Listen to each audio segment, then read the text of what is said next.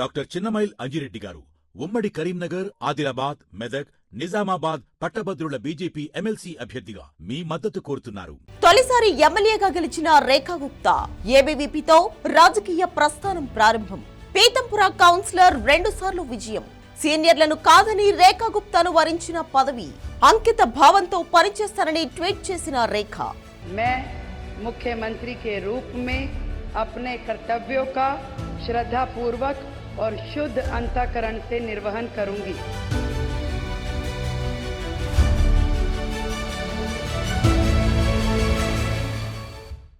ఢిల్లీ ఉత్కంఠకు తెరపడింది. ముఖ్యమంత్రి పదవి రేఖా గుప్తాను వరించింది. సీనియర్లను కాదని అధిష్టానం తొలిసారి ఎమ్మెల్యేగా గెలిచిన రేఖా గుప్తాను ఎంపిక చేసింది. ఢిల్లీకి 9వ ముఖ్యమంత్రిగా, 4వ మహిళా సీఎంగా రేఖా గుప్తా పనిచేయనున్నారు.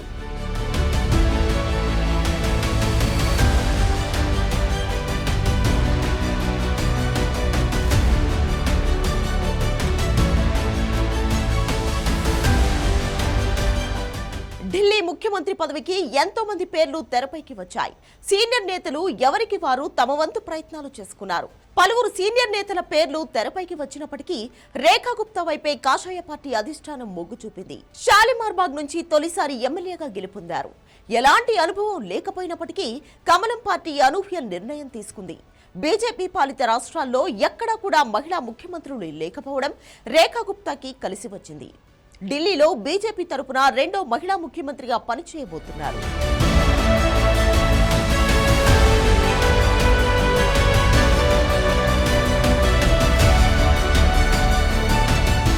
గతంలో బీజేపీ నుంచి దివంగత నేత సుష్మా స్వరాజ్ ఒకసారి, కాంగ్రెస్ నుంచి దివంగత నేత షీలా దీక్షిత్ 15 ఏళ్ల పాటు ముఖ్యమంత్రిగా పనిచేశారు.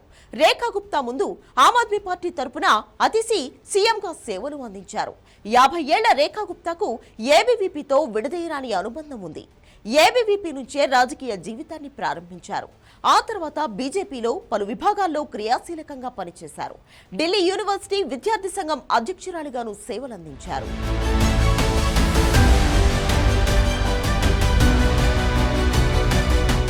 రేఖా గుప్తా 1974 జూలై 19న హర్యానాలోని జుల్నాలో జన్మించారు. చిన్న వయసులోనే ఆర్ఎస్ఎస్ భావజాలం వైపు ఆకర్షితులయ్యారు. ఢిల్లీ వర్సిటీలో విద్యనభ్యసించారు. 1996లో ఢిల్లీ వర్సిటీ విద్యార్థి సంఘం అధ్యక్షురాలిగా ఎన్నికయ్యారు. తద్వారా క్రియాశీల రాజకీయాల వైపు అడుగులు వేశారు. 2007లో తొలిసారి ప్రత్యక్ష ఎన్నికల్లో బరిలోకి దిగారు. పీతంపుర నుంచి తొలిసారి మున్సిపల్ కౌన్సిలర్గా గెలుపొందారు. 2012లో రెండోసారి అక్కడి నుంచే విజయం సాధించారు. ఢిల్లీ బీజేపీ ప్రధాన కార్యదర్శిగా, బీజేపీ జాతీయ కార్యవర్గ సభ్యురాలిగా, బీజేపీ మహిళా మోర్చా జాతీయ ఉపాధ్యక్షురాలిగా పార్టీలో వివిధ బాధ్యతల్లో పనిచేశారు. తనపై నమ్మకం ఉంచి సీఎం బాధ్యతల్ని అప్పగించిన పార్టీ నాయకత్వానికి రేఖా గుప్తా కృతజ్ఞతలు తెలిపారు. మీ నమ్మకం, మద్దతు కొత్త శక్తిని ఇస్తాయన్నారు. ఢిల్లీలోని ప్రతి పౌరుడి సంక్షేమం, సాధికారత, సమగ్రాభివృద్ధి కోసం పూర్తి నిజాయితీతో, అంకితాభావంతో పనిచేస్తారని హామీ ఇచ్చారు.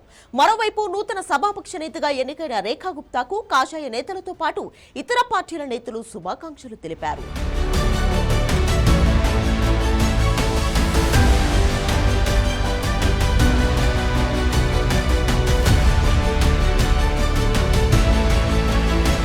ఇటీవల జరిగిన ఢిల్లీ అసెంబ్లీ ఎన్నికల్లో భారతీయ జనతా పార్టీ సత్తా చాటింది.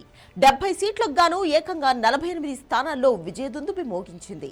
27 ఏళ్ల తర్వాత అధికార పగ్గాలు చేజిక్కించుకుంది.